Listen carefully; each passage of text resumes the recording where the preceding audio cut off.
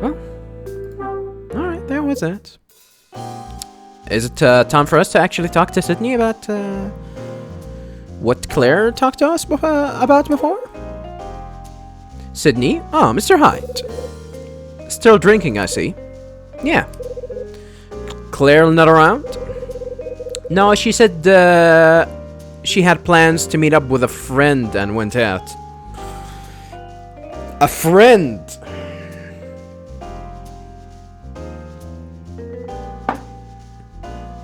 After she tempted me with her special, whatchamacallit? Special meal? She went out with a quote-unquote friend? Well, Rachel it is then. Looks like it's just you and me now. So, how do you say? Shall we have something to drink? Sounds like a plan to me. Sydney dims the cafe lights a little, but leaves the counter well lit. He takes what appears to be some sort of special bottle from one of the shelves. What's this? It's a bottle of extra old brandy. The kind of stuff I've only drunk occasionally. It got a smooth taste with a fruity aroma and real impact. Sure, it'll get you drunk alright, but at least you'll be a sophisticated drunk. Is that how it works? Sydney and I raise a toast and drink our fill of the exquisite brandy. It really is fantastic. You really know a good drink when you have one, Mr. Hyde. You're just like my ex-wife in that respect. Oh.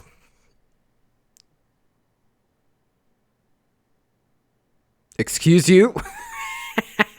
Excuse you? Is that so? I remind me of your ex-wife? Oh. When we used to run this place together, we used to have a quiet drink, just the two of us, after closing time.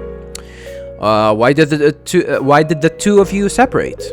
Yeah, it wasn't her fault. It was mine. I was way too stubborn. I can see it so clearly now. But it's far too late to do anything about it now. That sucks. Looks like I'm getting lost in my thoughts a little here. Yeah. Speak your heart out, buddy. Sometimes that helps. By the way, have you ever heard a song called Promise? Can't say I have. I think this might be the perfect night to play it. The perfect night? Can't think of any better time than when you're alone on Christmas Eve.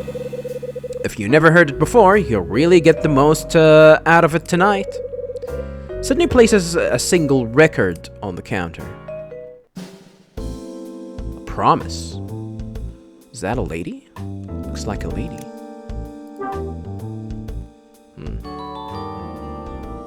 Are we gonna play this in our room? I take Sydney's record. Quite an old one you've got here. Yeah, it's old alright, but just brimming over with memories. There was only one copy of it at the shop I went to, and I was keen to buy it. Thing is, Claire's mom had gone there for the exact same reason. Is that how you guys met? Let me guess, that's when you fell in love, right? Absolutely, it was love at first sight. Gee, that works. What kind of woman was she? She was the best, at least the best for me. Do you still feel that way even though you're separated? Of course. What am I saying? You're pretty good at making me say almost embarrassing things, Mr. Hyde. Believe me, I'm not trying. Another drink? I think I've reached my limit. And it's probably time for me to shut this place up for the night. Thanks again, Sydney. I had a great time. Me too, Mr. Hyde. Me too. Well, I gotta be honest, I thought this would definitely work much differently than that. We haven't even met with Margaret.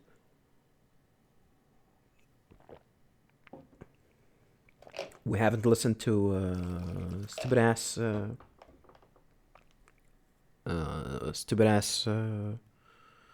Tony sing his song. And I didn't want to cock block Tony. Enjoy it while it lasts. I wonder what kind of song the record I got from Sydney is. I meant your youth, viewers. I really didn't mean Betty. I meant enjoy your youth. I'm not objectifying Betty. I don't objectify women. Alright, we have a the Sydney's record here. It's a song called Promise, which means a lot to Sydney. Well, I guess we'll have to try it out, right? That's the only thing that we can do.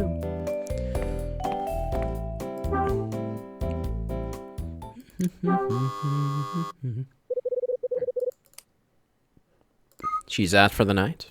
Oh, I guess.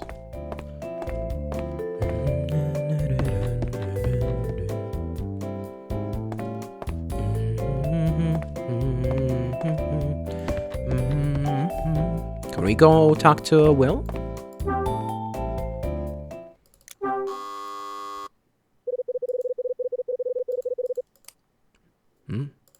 He's not available. I'm gonna try and see if Frank is here. Yeah, but yeah, that was a little bit weird. Our interaction with Will. Like that, like... He was weird, but we definitely reacted, I don't know, unnaturally. I gotta be honest with you viewers. I think, Kyle Hyde as a character, he's a little bit different than what he used to be in the previous game, I'm noticing. A little bit different. Like, I think he's a little bit emotional here. But he was a little bit stern in the first game, which, I still enjoy this version of Kyle Hyde. That's for sure. I'm enjoying the game. Even though, I don't know, I'm not gonna say the game's padding. Like, this is something that I don't think a lot of games do, viewers, which gives the characters a lot of time to actually to establish themselves, the relationship between characters. Not to mention that that gives them a room to develop. So I gotta be honest, it's actually taking things much a lot of time for things to progress, but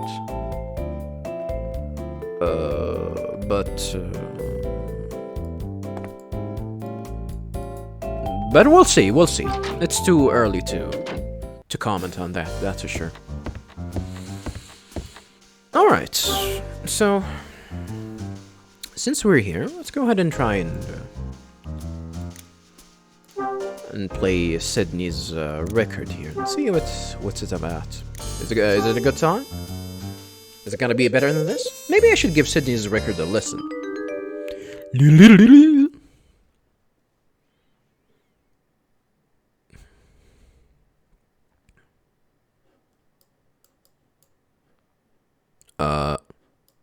Okay. I have to turn it and then pick this up.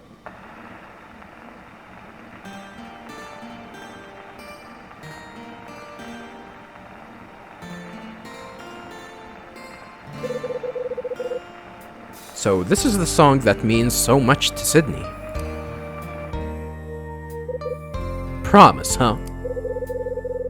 The kind of song that makes a person depressed if they listen to it alone.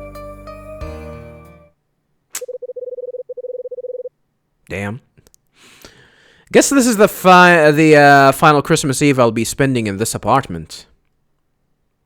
Okay. I think it's time I gathered my thoughts about all that's happened. Yeah, alright, so I guess in this chapter we're just chilling, huh? Alright. The morning of December 24th, I walked into town, heard the festive songs and returned home. Then my buzzer went. I opened the door and saw someone waiting here. It was... It's been a while, viewers. It was Mila. Right. I opened the door only to see Mila standing there. She told me that Ed been admitted to the hospital and Rachel was looking after him. After exchanging gifts with Mila, I suggested we go to the cafe. However, Mila said she'd rather take a look at something on the roof. What did Mila want to look at? The lighthouse. Right. She said she wanted to see the lighthouse on the roof up close.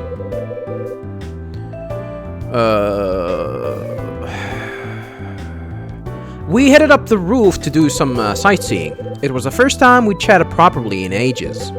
After Mila went home, I met Tony in the lobby and took a small package from him. I gotta be honest with you, viewers, Mila is a little bit interesting here. I thought, I don't know if they're gonna give her, you know, some more, you know, screen time or whatever you call this in a video game, but I don't think we're gonna interact with her again because, you know, her story really ends with what happened in the first game, but she's still an interesting character of, you know, mainly because of her past. How can someone like her, someone that was young, and got into an accident and into a coma for 10 years, just to wake up and actually try to understand the things around him? That's definitely...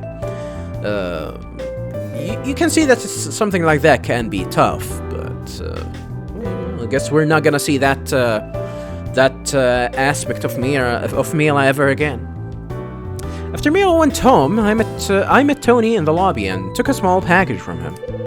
The package was addressed to Mags, and I took it to her in person. As soon as she saw it, she started shaking and asked me to open it instead. What was in that? What was it that Mags thought the package might contain? A chicken! She thought it was a bomb.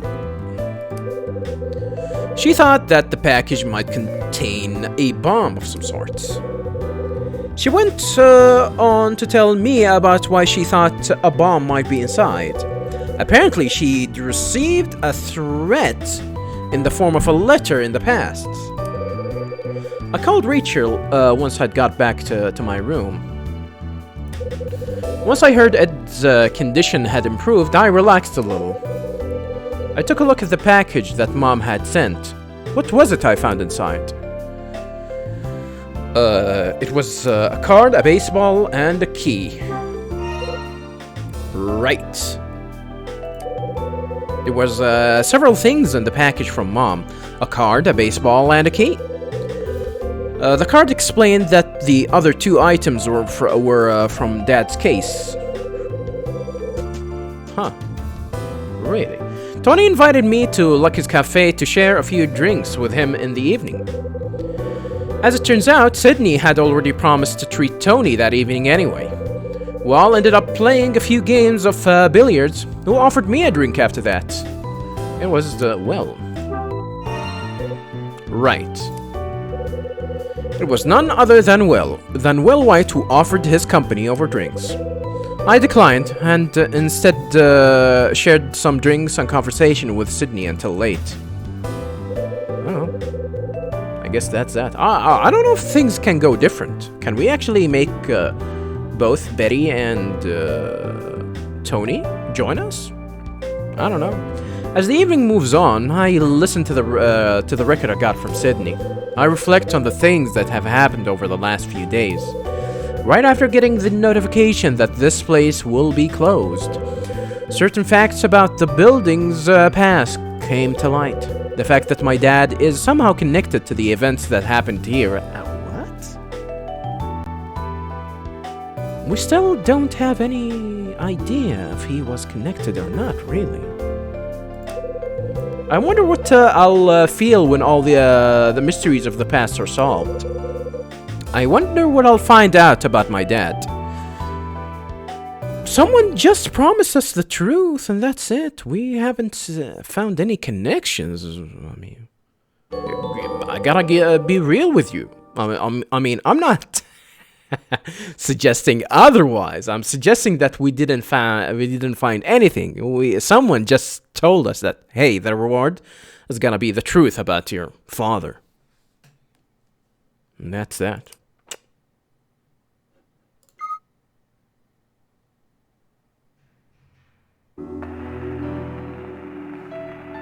December 24th. Ed. Did I go to the hospital? I guess.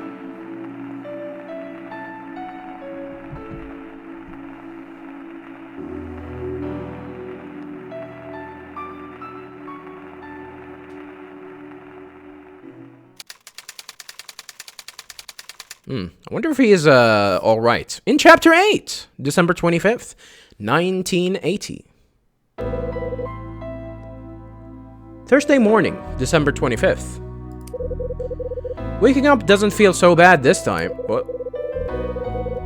Yeah, you weren't hungover? I can still feel some drink from last night sloshing around in my stomach.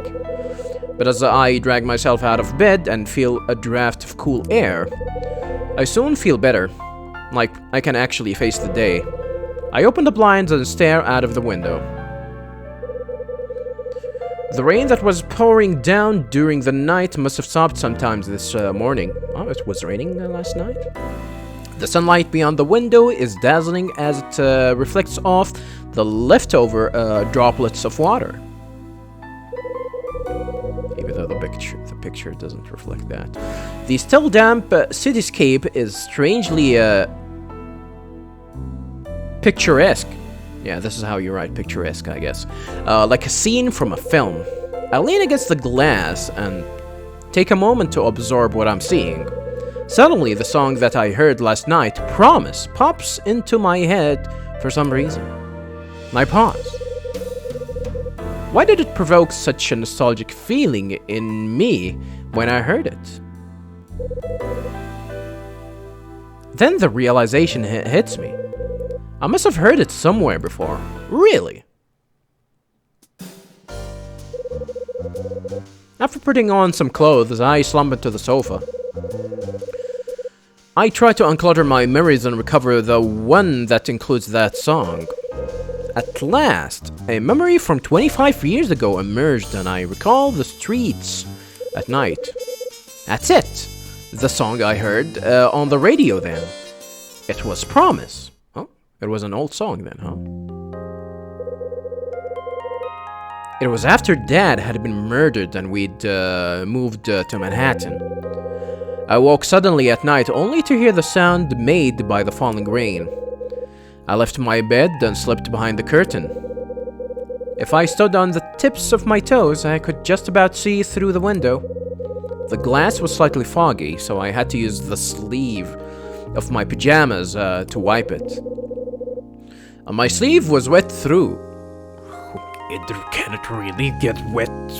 Really? The sleeves was wet through, but I could finally see outside. What I saw was the purple lit glow of the Manhattan night. I'd vowed that I wouldn't ever enjoy living there. I didn't know anyone. It was too cold. You vowed that you wouldn't enjoy living here? What kind of person are you? You're a complicated person. Hyde. But for the first time, I found something I appreciated about the place. I wanted my mom to see that view. I cautiously opened the door to the neighboring room. To my surprise, my mom was still awake and standing beside the window. A realization came to me in an instant. Mom had been staring at the same view as I had. I remember telling her that I thought it looked beautiful. Mom came over, wrapped her arms around me, and just stood there beside me. There was a faint sound coming from the small radio Mom kept beside me, or besides the bed. While holding me, my mom told me something. She said that my dad loved this song.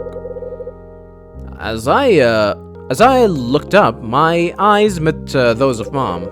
Then, for the first time since we arrived in the town, Mom looked different. Her eyes were brimming with tears. So that was how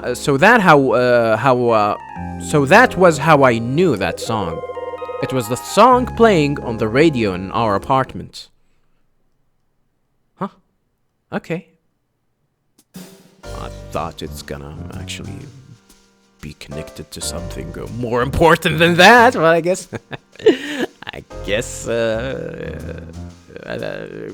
that's that. All right. Alrighty, new chapter. Let's go ahead and read the summary for the previous chapter. 2, 3, 4, 5, 6, 7, 8, 9, 10, 11. Maybe 12? 12 chapters? Maybe 11 chapter. Or maybe this game will have 11 chapters? I don't know. I really don't know.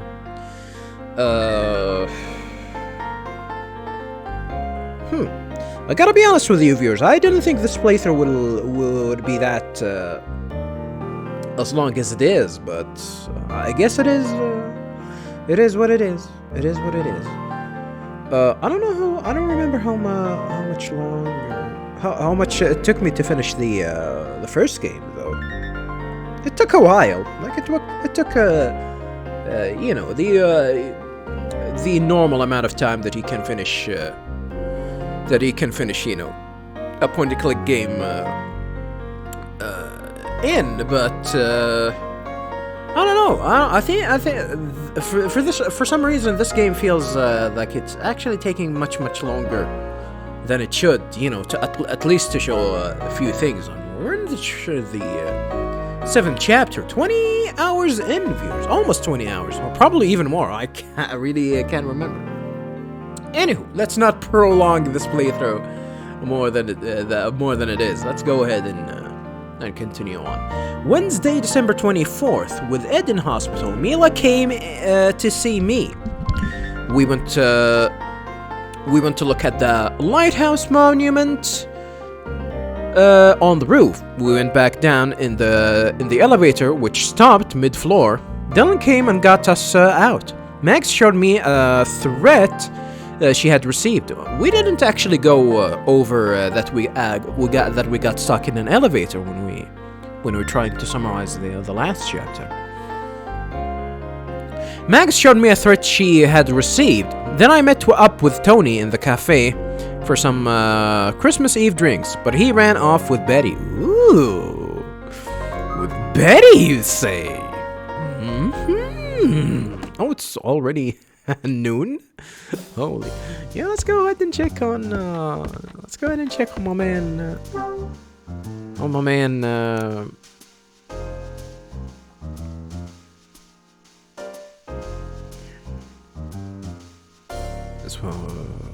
It's called Promise, which means a lot to Sydney. I have heard it before too. I think this is a new addition to the description here.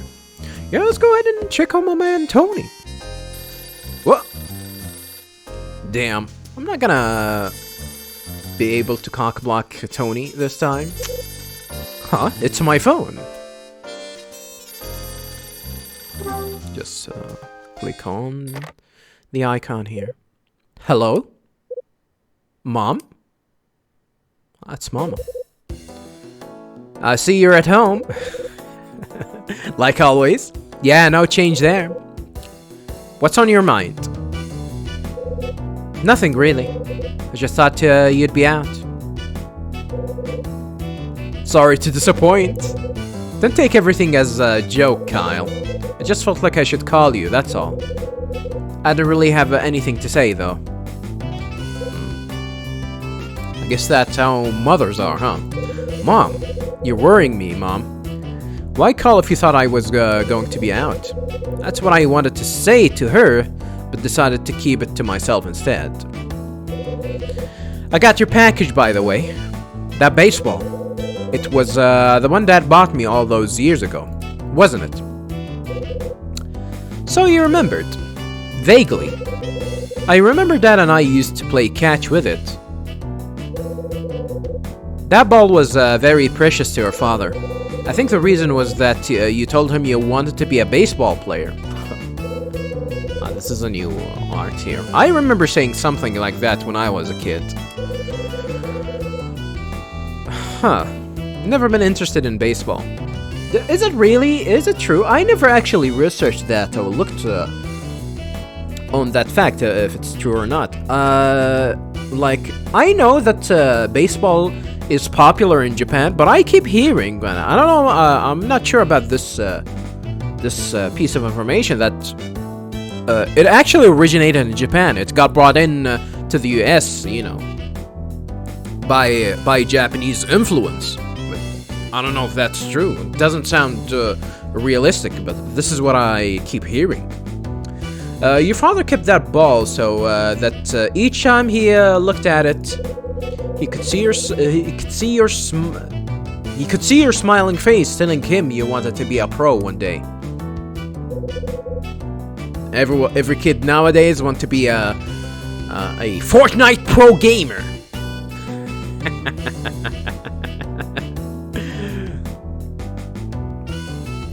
We got a #1 victory, Roy. Yeah, I'm not gonna sing that. Kids say the craziest things. I do agree about that. #1 victory, Royale. Yeah, Fortnite, we're about to get down. Get down! I don't remember that. Was that the key Dad used for the car? No, it wasn't. Then what is it? When the case came back from the police, it was inside. It was there together with the baseball. I haven't got a clue what it is for, but I have the feeling that.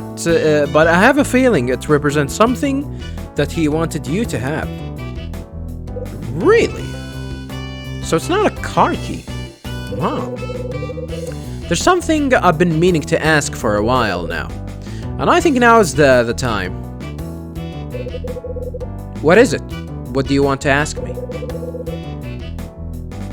Why did you ever get with a guy like that? What? He was in a less than respectable career. I mean, it might actually go both ways. Your mom probably weren't, the most honest person. The most honest person. So why did you agree to marry him? Well, it was alcohol. It's the culprit. I fell in love, that's why. Ah, yes. Love. I fell in love with him and never wanted to be apart. Oh, shit. The first time I met him was at the hospital where I worked. I was the one in charge of tending to the wounds he came in with. So it was a classic case of patient and nurse falling in love. Yes, I suppose it was. When I met him, he was a total stranger. But I did know one thing. I knew that he was bearing a secret of some kind. And that, if it ever came out, I wouldn't be able to stay with him. What? That's why I was prepared to be content without knowing. I want to say that I can understand, but it still sounds idiotic. When did you find out what his secret was? About 2 years after you'd been born. He came clean about precisely what he did for a living. You mean he told you about the safe cracking? Yes. So his father was a thief. But once you knew, didn't you try to stop him? Kyle. Maybe if he had, we wouldn't have had to live off the money he earned by ripping people off. And he wouldn't have wound up dead 7 years later. It's not like that, Kyle. Then what's it like? After you were born, your father, he wanted to make a clean break and give up that line of work.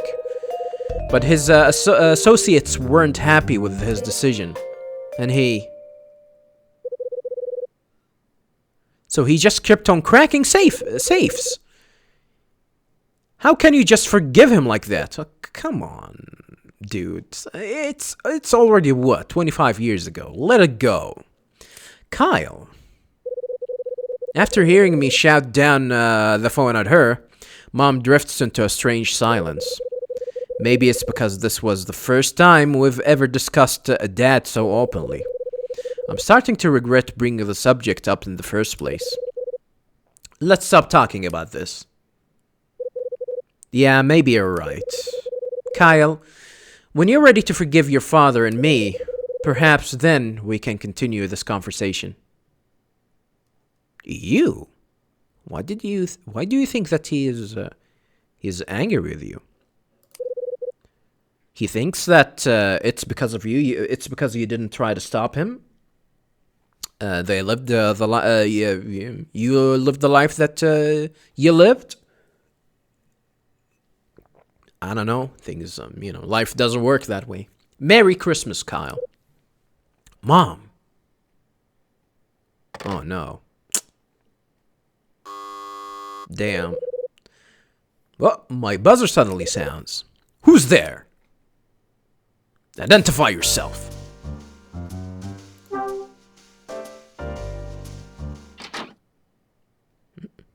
Tony? Oh, shit! Come on, Tony. Tell me. Do you get lucky? Please tell me you got lucky. It's you. Merry Christmas, Hyde. What the hell do you want this early in the morning? It's not early in the morning. It's fucking noon. Back to your normal cold self, I see.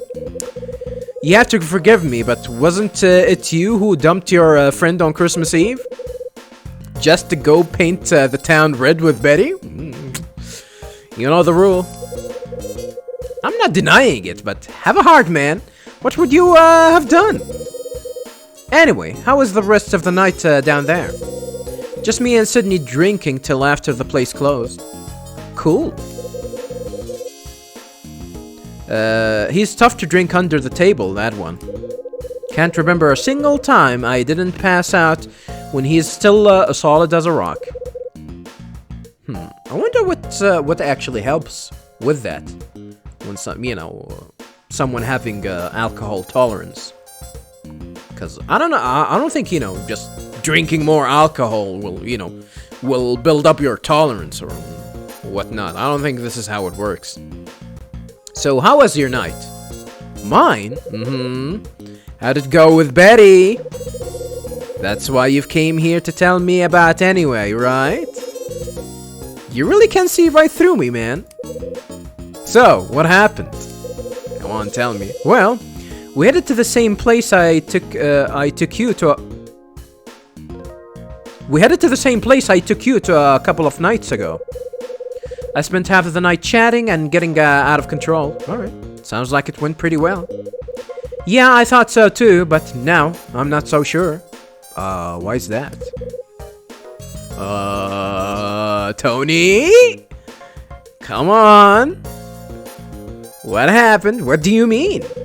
I'd actually kind of given up on Betty. What? But then she went and said some pretty confusing things. Then she told me to give something to you. Something pretty weird. Pretty weird. Is it something have to do with Rex? Probably. Check this shit out. You know this tune as well?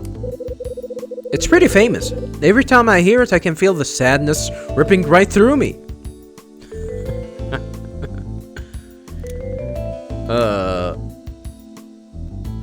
What did she ask you to look after? I don't think you're gonna remember what she said. Let's try and ask anyway. What did Betty say? She was a little drunk and slurring her words a bit. But she was going on about how there are two guys she likes. Oh. One who sets sparks flying and the one she cares about in a different way. Cryptic. Her words, not mine. I just sat there nearly falling off my stool. But the next thing she said sure threw me a hell of a curveball. Tony, she said, what do you do when there's someone that you really care about who's close to you? You know, someone you've been friends with for a while. How do you tell them how much you care about them without them freaking out? I mean, trust me, lady. If it's you, it's fine. It's okay. Ladies, it's definitely easier for you than men. Trust me on that. The only thing that the ladies lack is the tolerance to be denied. I don't know. It hurts, though. It's not gonna... I'm not gonna say it's gonna hurt. It's not gonna hurt. Did she say anything else? Yeah, she said the other guy's history now.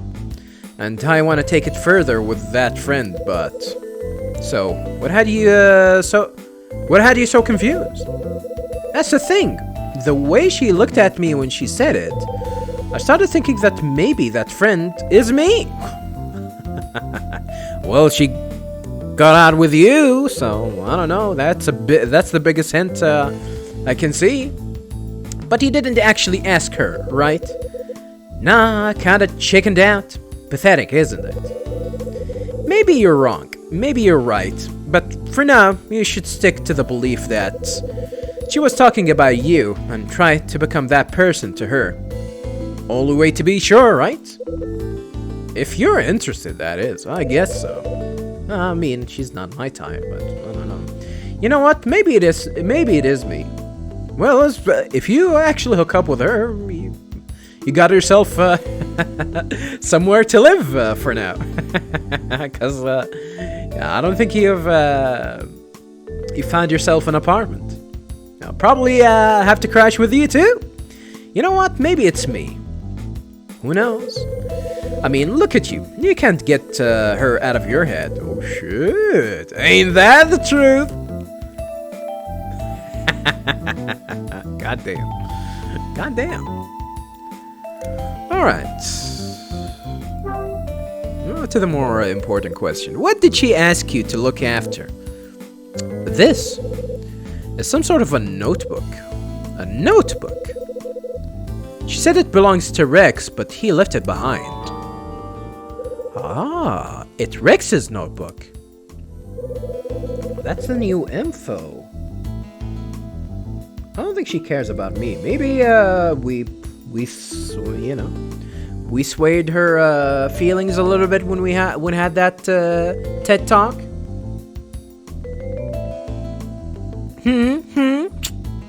Damn. She said something about you being able to find some use for it. Can't say I understand what she was getting at, though. You didn't look inside that notebook? Right, I'm gonna go back to my room.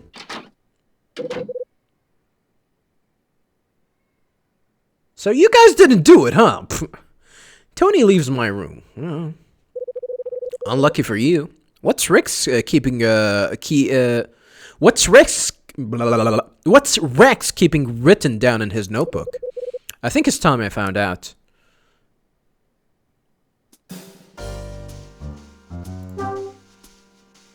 Okay. This is Rex's notebook.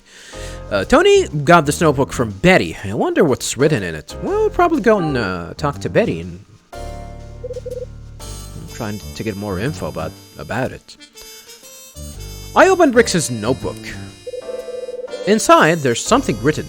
It reads, Condor disappeared. Jack Green disappeared. Jack Green? Who is Jack Green? 1967. Inside there's something written. It reads, 1967. Condor disappeared. Jack Green disappeared. Jack Green? Who the hell is he? Is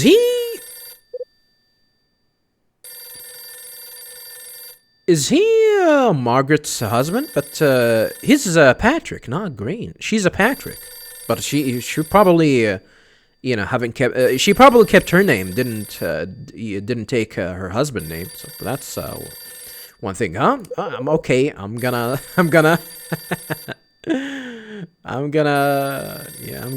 pick up the phone. Don't worry. It's my phone again. Sorry for annoying you viewers.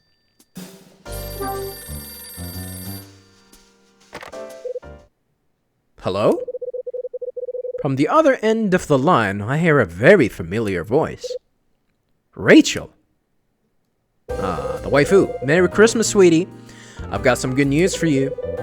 Ed's made a dramatic recovery and will be out of the hospital by the weekend. Huh? That's good. That's good to hear. Yes, it's pretty comforting, but the doctor laid down the law. He said Ed really can't afford to push himself anymore. Shit. He has to avoid any unnecessary stress that could put strain on his heart. So I get that means we'd better not give him too much trouble. You mean you'd better not, but yeah, that's what I figured too. That's what I figured too. So how about you? Have there been any developments? I mean, no. I've been getting drunk. That's it. That's it. Did we inform her about what happened with us? Did we inform her that Mila got here? I really can't remember. Nothing too exciting, but there is something I need you to check out. What is it? Jack Green, probably. I need you to check out someone connected to Rex Foster. Someone going by the name Jack Green. Is that Jake or Jack? No, that's Jack. Jake, spelled out Jake, who was under investigation by Rex. He may have disappeared off the grid after 1967. Jack Green, 1967. Got it. I'll see what I can dig up. Expect a call when I find something. Thanks. Alright. Looks like I'm gonna be at a loose end until Rachel gets back to me about Jack Green. Hang on. I just remembered. I need to return Sydney's record to him. Well, I actually was thinking about doing that. Not before actually checking with the other tenants, so let's go ahead and do that. He's gonna head to his room. Anything interesting?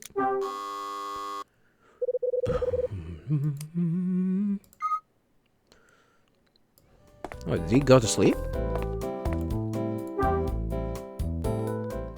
Let's see what's the deal with Betty. She's not here? Alright. I mean, I might as well check on you, even though I really don't care about you.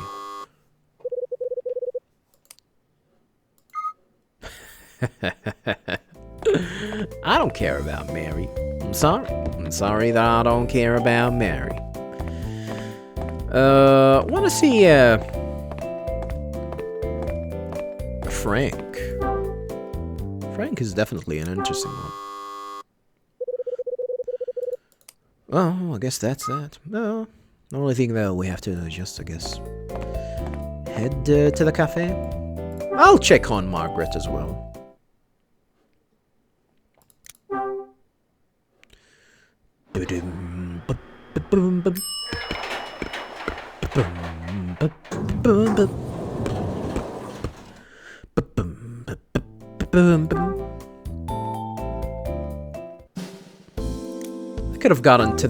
I could have gotten downstairs much faster than this. I guess the only purpose for this elevator is just to get to have access to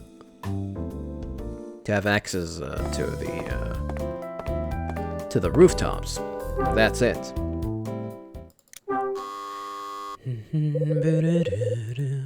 I got a bomb. I got a bomb for you, Margaret.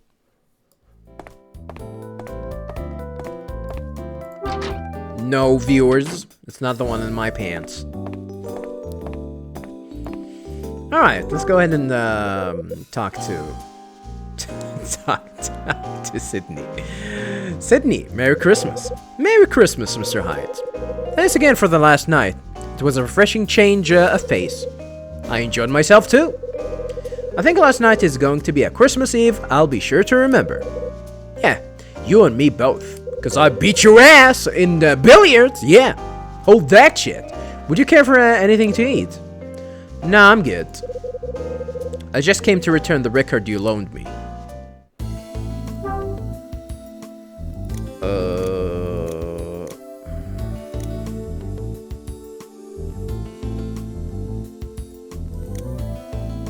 Does he recognize this? I'm not sure why you're showing me that. He's not gonna recognize it.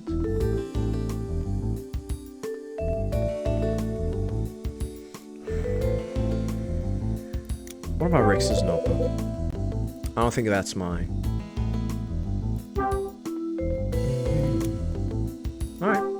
Here's your record.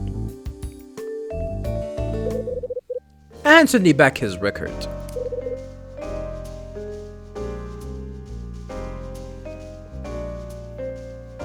Thanks for that. Did you listen to it? Yeah. I took it home and listened to it all night. Oh shit. Is that so? And it's not the kind of thing I usually listen to, but the song's nostalgic to me. Thanks to your record, I had a bit of a sentimental moment alone in my room. It does you good to come out of yourself from time to time. Really? Yeah, I think it does. Oh, I guess that's that. Actually, Mr. Hyde, there was something I wanted to talk to you about. Yeah? Actually, What is it? Just come out and say it. I wanted to ask for your help with something. Uh-oh, don't tell me money. Cause I can't give back, I can't give back the 1,000 check that I had, cause I gave it to Tony.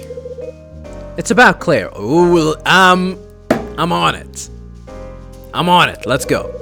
Has something happened to her? She's been acting funny ever since she got home last night. Uh-oh. And she hasn't said a word to me all morning. Uh-oh. However many times I ask her, she won't say anything. Uh-oh. I'm at the end of my tether. So what do you want me to do? I want you to find out what the problem is. What if it was a girl problem? Let Betty ask her or something.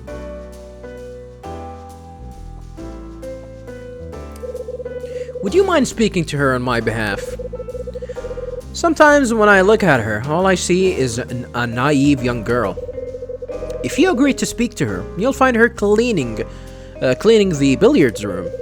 I'm counting on you, Mr. Hyde. What's the reward for me, though? Can't we talk to him about, you know, if he had something, if he had a lady or something? Because Claire asked us, you know, to